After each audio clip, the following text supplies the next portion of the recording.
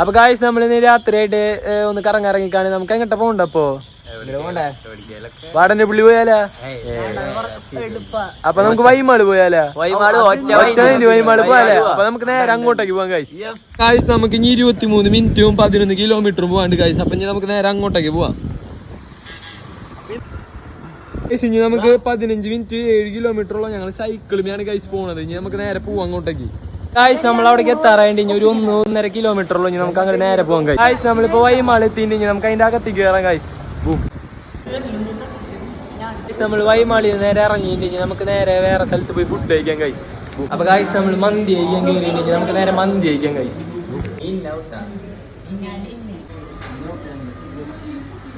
അപ്പൊ ഗായ്സ് കഴിച്ച് ഞങ്ങൾ മടുത്തുണ്ട്. ഞങ്ങൾ ഇത്ര നേരം ഇവിടെ ഇരുന്നിട്ട് പോകും ഗൈസ്. എല്ലാവരും മടുത്തുണ്ട് കഴിച്ചിട്ട്.